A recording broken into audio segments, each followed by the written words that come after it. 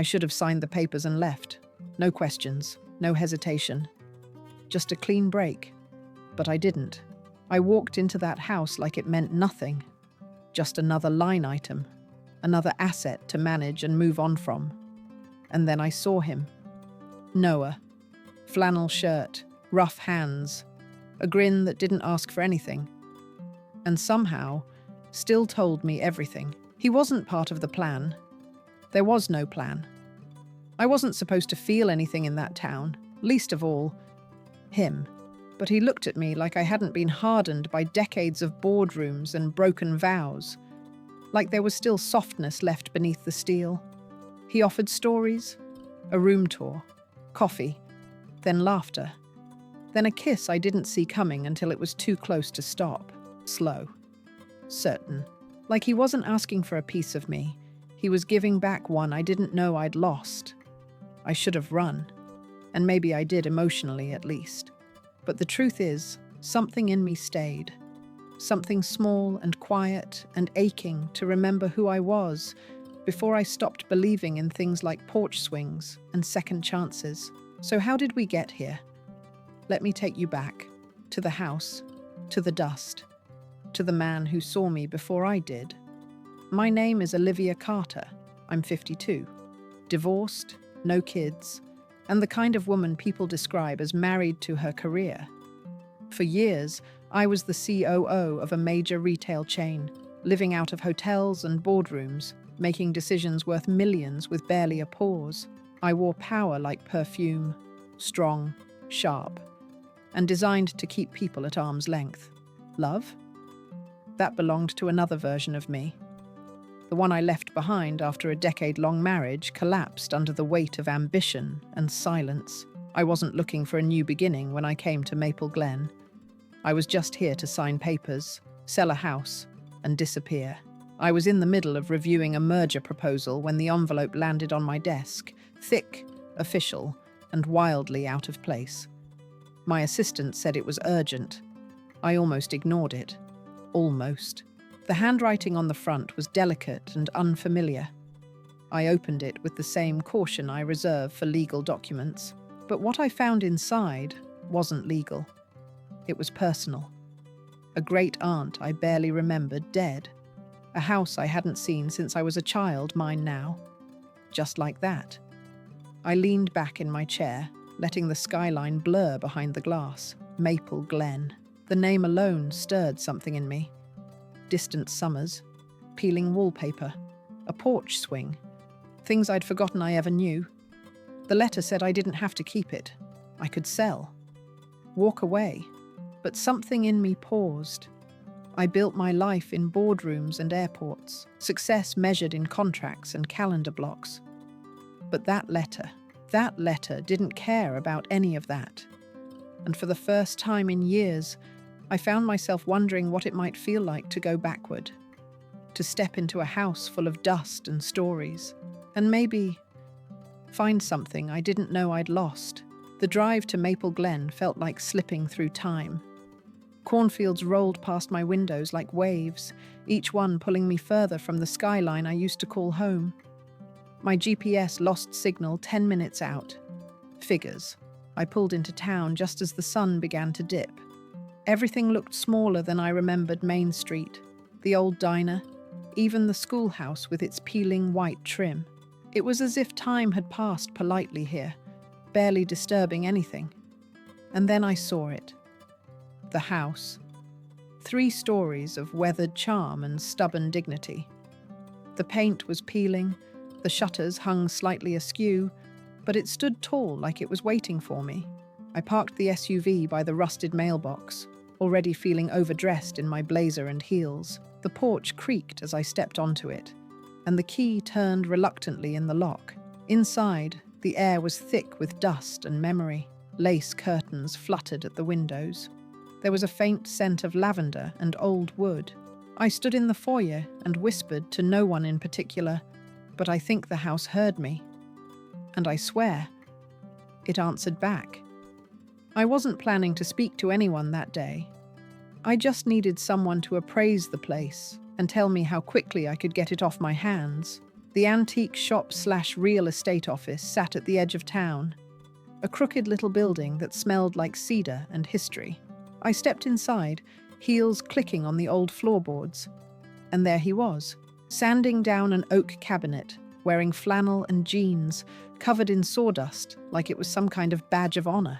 He looked to be in his mid-30s, too young to remember the house's glory days, but old enough to carry himself with quiet certainty. "Excuse me," I said, trying not to sound impatient. "Are you a real estate agent?" He looked up with a grin that hit me like sunlight through fog. "What gave it away?"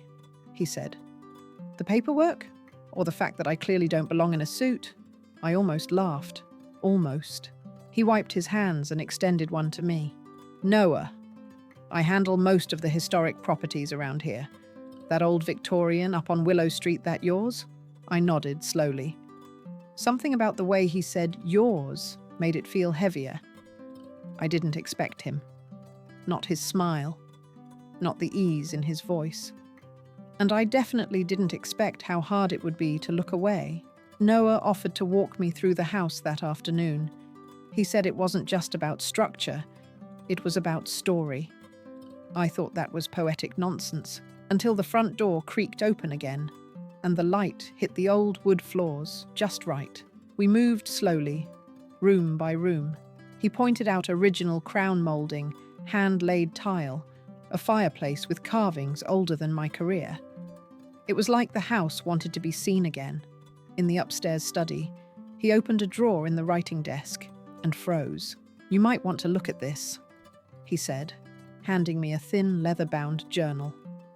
The pages were yellowed, the handwriting soft and looping. My great-aunt's words spilled out in faded ink memories of dances, wars, heartbreak, and hope. A photo slipped out between the pages.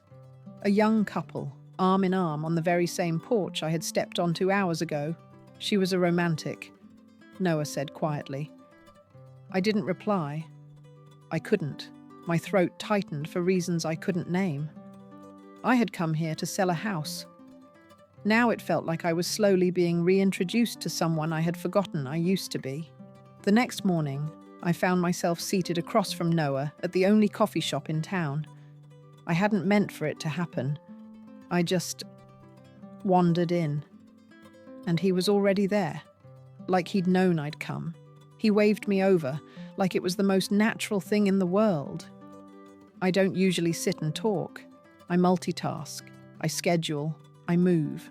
But somehow, with a mug of black coffee warming my hands and the smell of cinnamon rolls in the air, I let myself settle.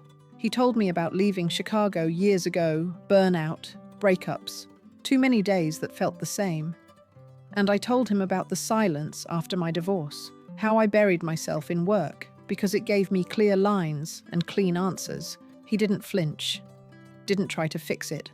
There was something unspoken between us, like we both knew what it was to rebuild alone. When I looked up from my coffee, he was already watching me, and I didn't look away. Maybe it was the way he listened, or maybe it was the way I was starting to hear myself again for the first time in years. I don't know how he talked me into it. A picnic by the lake? It sounded like something out of a Hallmark movie. But when Noah showed up with a blanket under one arm and wildflowers in the other, I didn't argue. The lake was still, the kind of quiet you forget exists when you've spent decades surrounded by elevators and emails. He unpacked sandwiches, messy, overstuffed, wonderful, and poured wine into chipped enamel mugs. I laughed more in that 1 hour than I had in the past year. Turned to me and said, "You're nothing like I imagined." I raised an eyebrow. "And how exactly did you imagine me?" He smiled. Tightly wound, distant, maybe a little scary. I tried to act offended, but I couldn't hold back the grin. He reached out. He leaned in. So did I. Our first kiss wasn't fireworks. It was something quieter, a kind of exhale I didn't know I'd been holding. I wasn't supposed to want this. Not with someone nearly 20 years younger. But he didn't look at me like a woman past her prime. He looked at me like I was exactly where I was meant to be. And for the first time in so long, I didn't feel like the older one. I just felt wanted, fully, without apology. For the first time in a long, long time, I let myself feel something, and I didn't pull away. It had been a few days since the kiss by the lake, and yet it lingered. In the way he looked at me when he thought I wasn't watching. In the way I kept finding excuses to stay longer at the house. That night, the air was thick with stormlight. The candles danced on the mantel, casting long shadows on the parlour walls. We sat together in the Victorian sitting room, him on the floor, me curled on the sofa, sipping wine and flipping through old journal pages. I read one aloud. A passage about my great-aunt's first love. How she let him go because she was afraid to take the leap. When I closed the book, I couldn't look at him right away. She gave up her love out of fear, I said softly. I think I've done that too. Noah didn't speak. Instead, he reached for the book and gently set it aside. Then his hand brushed mine, warm, intentional. And we kissed this time with nothing held back. My blouse slipped from my shoulder. His fingers trembled on my skin. The night wrapped around us like a vow.